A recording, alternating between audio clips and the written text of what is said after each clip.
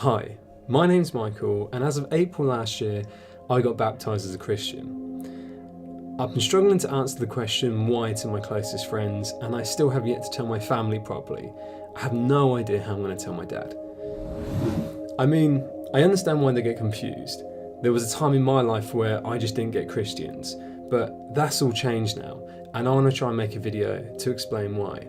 This is some of the stuff which helped me believe in God. So now I'm going to give you a few examples of the things which I saw which led to me questioning life and then later becoming a Christian. First, I'm going to talk about quantum mechanics. The double slit experiment dives into the supernatural world of quantum mechanics. I don't know everything about it, and I'm not going to pretend that I do, though I do know the basics. Everything I show you in this video is signposting you to what eventually led to me believing in life after death. So look into it and research it yourself. There's a lot of information out there. There's even a documentary which touches on the topic with Morgan Freeman doing the voiceover. And perhaps the ultimate proof of just how unsettling quantum mechanics can be is something called the double slit experiment. It will make you question whether reality exists at all. The double slit experiment and the behaviour of electrons has revolutionised the way scientists see the fabric of the universe.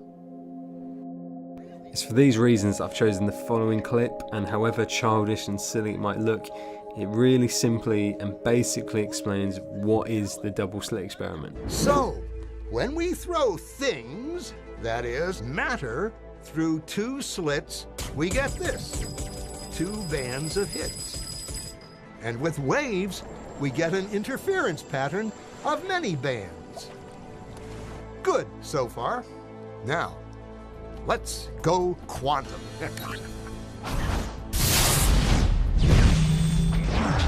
An electron is a tiny, tiny bit of matter, like a tiny marble.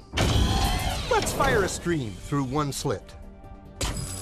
It behaves just like the marble, a single band. So, if we shoot these tiny bits through two slits, we should get, like the marbles, two bands. What? An interference pattern. We fired electrons, tiny bits of matter through, but we get a pattern like waves, not like little marbles. How? How could pieces of matter create an interference pattern like a wave? It doesn't make sense. Maybe those little balls are bouncing off each other and creating that pattern. So, they decide to shoot electrons through one at a time. But after an hour of this, the same interference pattern is seen to emerge. The conclusion is inescapable. The single electron leaves as a particle, becomes a wave of potentials, goes through both slits, and interferes with itself to hit the wall like a particle. But mathematically, it's even stranger. It goes through both slits, and it goes through neither. And it goes through just one, and it goes through just the other. They put a measuring device by one slit to see which one it went through and let it fly. When they observed, the electron went back to behaving like a little marble. It produced a pattern of two bands, not an interference pattern of many. For anyone who's a little bit unsure as to what this means, it brings into question the nature of consciousness and what our reality actually consists of. Though this does not instantly point to a grand designer of life, it did make me question the fabric of the universe and also what I'd been taught in school. Because as far as I knew, everything was explainable or had already been explained. In the worldview that I had, things like this just didn't happen. But this got me wondering, perhaps we are only taught the things which can be explained, and they leave out all the things which can't. So from here moves me on to the next topic. Next, I'm going to talk about ghosts and spirits. Though I have absolutely no idea how I came across this documentary, Though I have a vague memory of searching for Ouija boards gone wrong one night when I was trying to scare myself and then completely regretting it, or probably searching for like top 10 ghosts caught on tape. What I do know is that at some point I came across a documentary called The Skull Experiment. This is a documentary which goes into a number of unexplained supernatural events which haven't yet been explained by science, but they have tried. Obviously I can't show you the whole thing, it's 1 hour and 30 minutes long, so again, please check it out, but I will pull out some of the key interesting bits of information which I got from this. The experiments featured in this program have been described by the scientists who witnessed them as some of the best evidence for life after death ever. Although the experiments featured in this program provide scientific evidence for the possibility of life after death, most of the public know nothing about them. This documentary follows a group of mediums in the village of Skull in the UK as they try and conduct experiments involving video cameras, camera film and audio equipment to try and communicate with spirits on the other side. Their experiments are investigated heavily by a group of researchers in London, UK, who find that they cannot disprove their experiments. In 1999, after an exhaustive 2-year investigation, the investigators published their conclusions in the SPR's official proceedings. They were looking for evidence of a hoax. They sifted evidence for signs of fakery. But did they find it? If you take all the phenomena within the whole of the Skull experiment over 2 years while we were there, I would say that the possibility of fraud and faking was nil.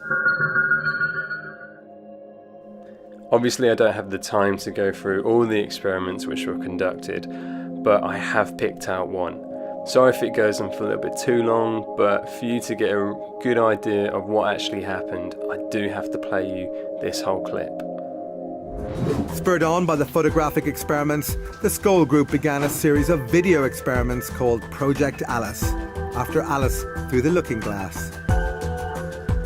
Their ambition was nothing less than to try and capture moving images sent from the spirit world.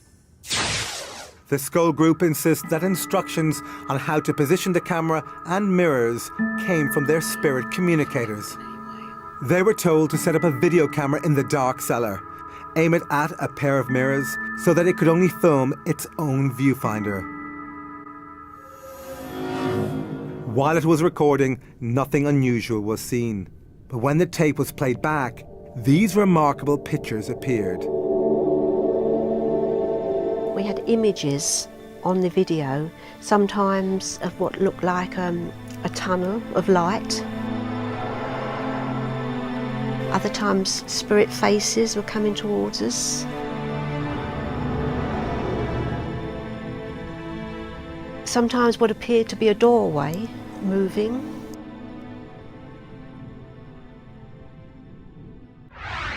Skeptics claim these images were created by video feedback, occurring when a camera records its own output.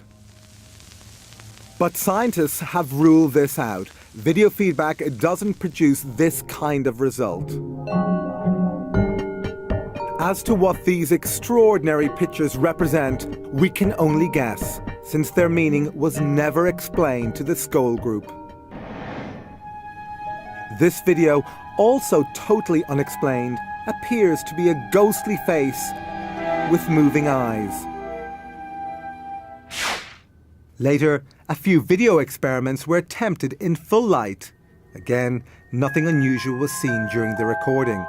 However, on playback, this unworldly figure appeared.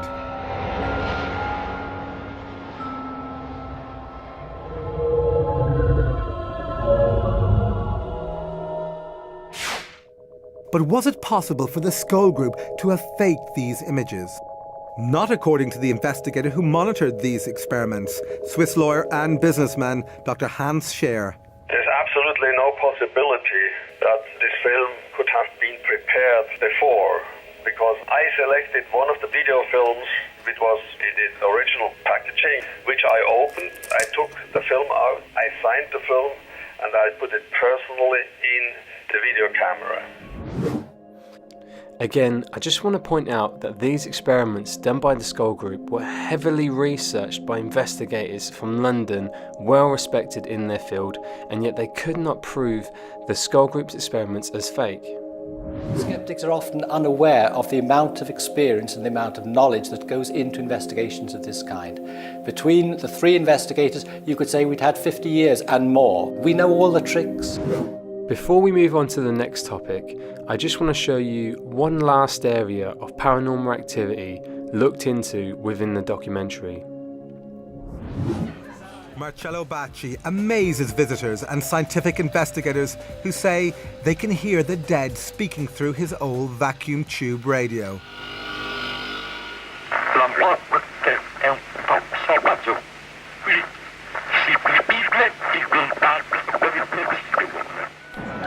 But are these radio voices just a clever hoax?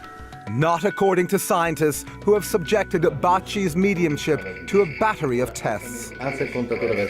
One of the leading Italian investigators is Paolo Presi, and his colleagues from Il Laboratorio, an organization that uses the most stringent methods of science to investigate paranormal claims. He is a medium. Surely is a medium because all happen when he is present on the experiments. Using software endorsed by the FBI, Il Laboratorio have conducted voice print analysis. Like a fingerprint, a voice print is unique. It can therefore be used to determine someone's identity with near certainty. They compared voice prints from two audio samples. One was the voice of Chiara Lenzi, recorded before she died. The other came out of Bacci's radio after her death and was clearly recognized by her father. The comparison produced a 97% match.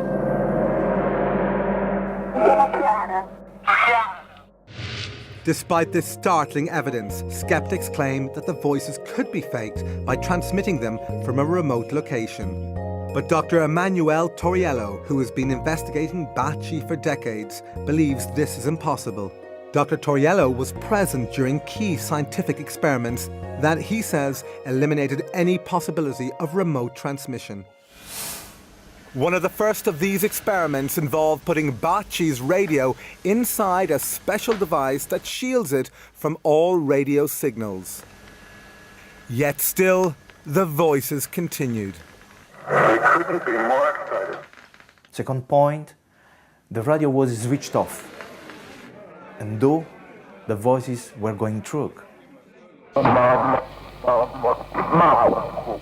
The third and main point, that the tube or the valves of the radio were totally removed. Still the voice were going through. So you tell me how it's possible. Thank you for all your hard work. I'm aware that these things seem really silly and pointless, and what is the point of even thinking about it? But what I'm trying to highlight here is perhaps there's information out there that you don't know everything, and that when you say, no, there's definitely not life after death, that there's a good possibility that you're wrong, and there's scientific evidence to back that up, to say that you are wrong. I think skeptics regard the possibility of the survival of human consciousness as inherently so impossible that anyone must be rather crazy to believe it.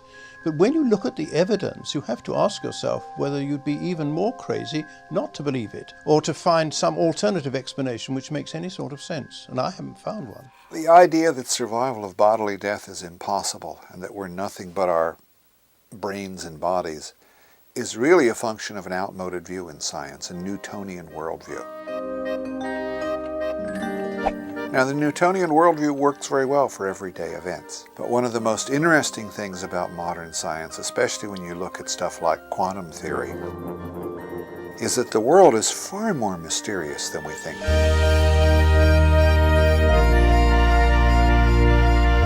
And we now have experimental evidence of what Einstein called spooky action at a distance. that we can instantaneously affect something in a distant part of the universe. That's really wild. If consciousness has any of the qualities of this quantum level of existence, then phenomena like survival of bodily death are probably not so mysterious after all.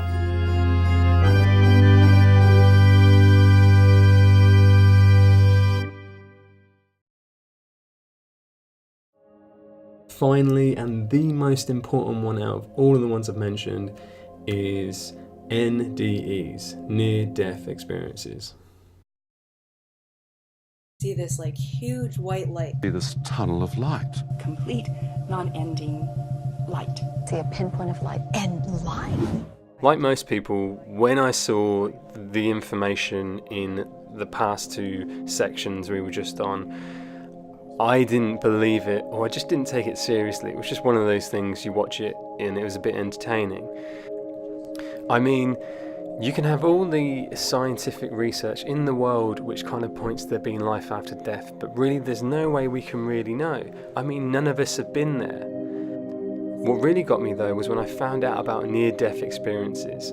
If you go onto YouTube now and type in near-death experiences, you'll find hundreds of accounts of people who have died on the surgical table and claim that they lived on beyond death.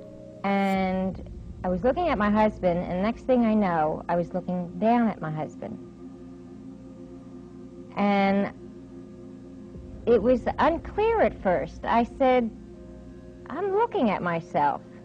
And I looked down at the bedroom scene, and all of a sudden I said, my God, I'm dead. Because I could see my body from above.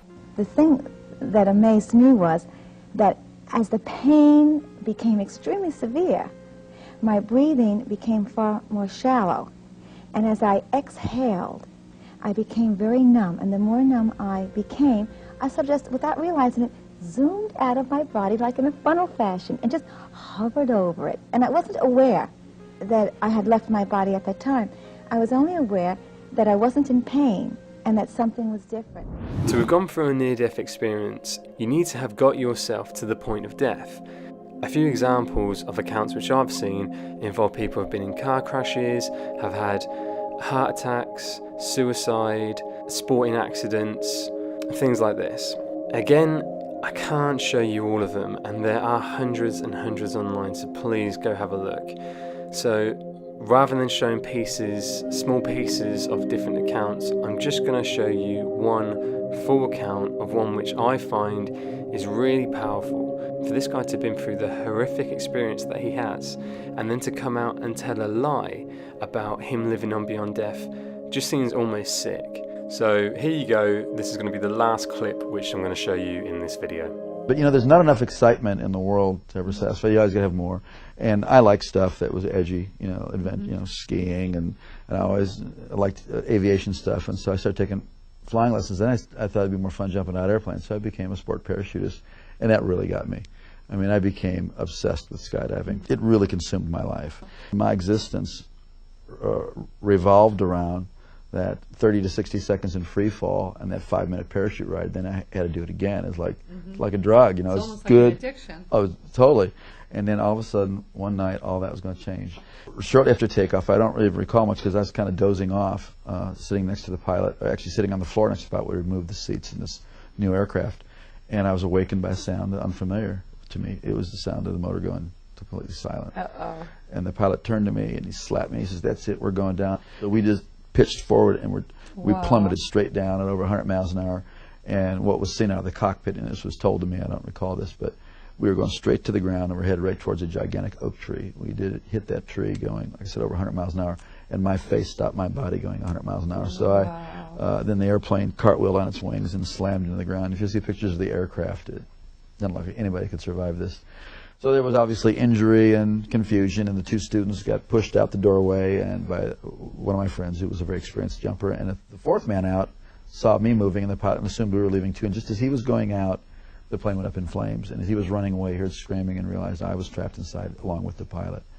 And this brave man who was my friend and went back in the plane and saw me trying to escape where the wing had been torn loose from the airplane. but I was stuck, and but something on my equipment or my clothing was caught, and I was soaked with fuel, and it was on fire from head to toe. Wow. And just like you see in movies, a person whose whole body was engulfed in flames.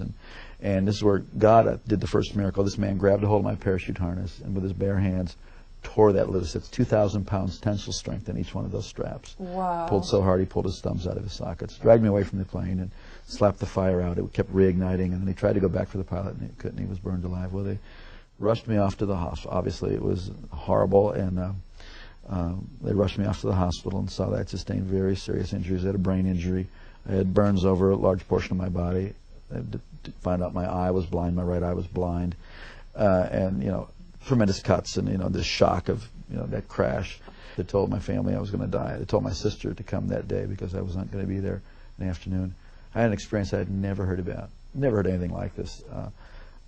As I was laying there in that condition, just racked with pain and discomfort in every way possible, suddenly my inner man, the real me, my spirit, sat up out of my body, and I could feel my legs go through the springs of the bed. Wow. And my spirit came out of my body as if you would take a glove off your hand. And instantly, I was in a spiritual world. Instantaneously, I knew this was the real world. And this man that I was seeing was the real me. Now, when that happened, were you aware of any pain still? Or No, were I was you totally completely separated from the pain and the carcass. Completely no, and I didn't even remember turning around and looking. I mean, I was transferred immediately into a spiritual dimension, and everything about the spirit world is more real than this world. The colors are brighter, the edges of everything are sharper, the emotions are just enhanced, they are clear, and instantaneously, the thing that really struck me the most was there was a complete absence of the awareness of time. Everything in this world is relative to time. You got up this morning, you'll go to bed at night. Something is old, something is new, it will get old. Something is born, it will die. Everything in this plane, in the physical plane, in the natural plane, is relative to time. But everything in the spiritual plane is relative to eternity. So what had been natural to be aware of time was totally gone.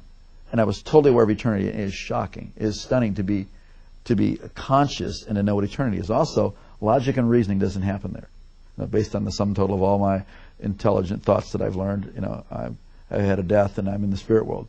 It's like you just know that you know that you know. It's like having a revelation constantly, and it was incredible. And I knew I was traveling. I could feel that I was traveling. And as I looked ahead, there was this pure white light. It was whiter than the whitest snow and brighter than 10,000 suns. And yet I could look right at it, and it was compelling. And it was like I was being towed. I was being towed like a tractor being. And as I was looking, I could feel this anticipation. Wow. But then simultaneously to that, on my right side, I could feel something, and I looked, and there was this blackness sweeping. Now this blackness, as I looked at it, instantly I was aware of its complete nature. It was eternal, like I was experiencing eternity. It was without any matter. It was without any life. It was void, and it was forever non-negotiable, cut off from the source of all life. And the more that I looked at it, the faster it would sweep. And the more that occurred, the more intense the feeling of the nature of being cut off and sealed forever and separated. It is horrific. You would not. I used to never be able to stand to be near anybody who could say go to hell after that, because you wouldn't want the worst person. You wouldn't want Adolf Hitler, Bin Laden, Saddam. You wouldn't want any human being to ever go in there. It was so horrible. And as that was sweeping, it got down to, it was eclipsing this light. So there was just it was like you're in a room and you close the door, a dark room, and there's a little space between the door and the door jamb. It wasn't a doorway. This was a real place that I was seeing and that I was feeling.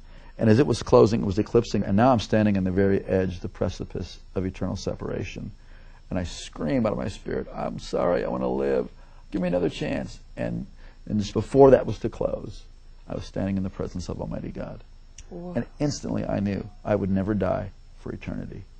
And that's mercy. It's unbelievable. Wow. And instantly I knew that this being who was off on this side of me, who I didn't see, but I was standing in this river of golden radiation. It looked like a moving river of golden light.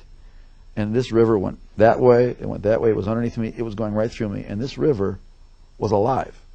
I don't know how to describe it, except that this called the River of Life. This river was alive, and it's going right through me, and I'm more alive than anybody can imagine. I mean, this is the height of the experience of life.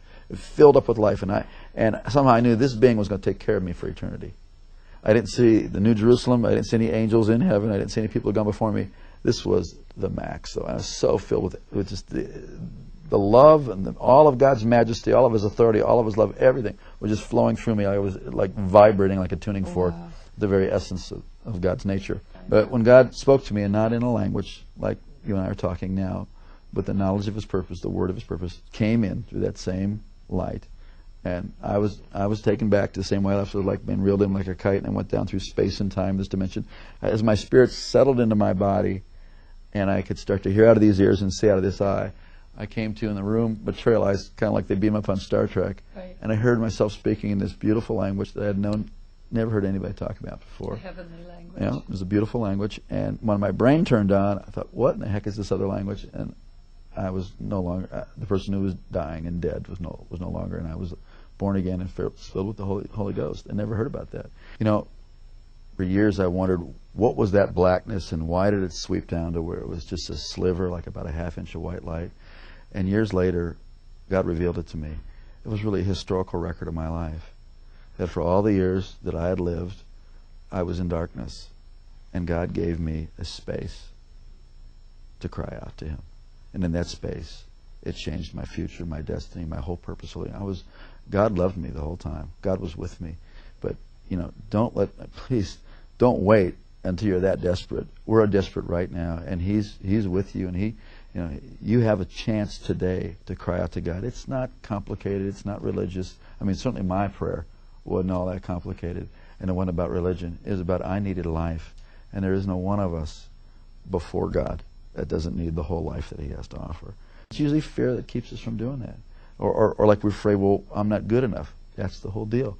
We need God.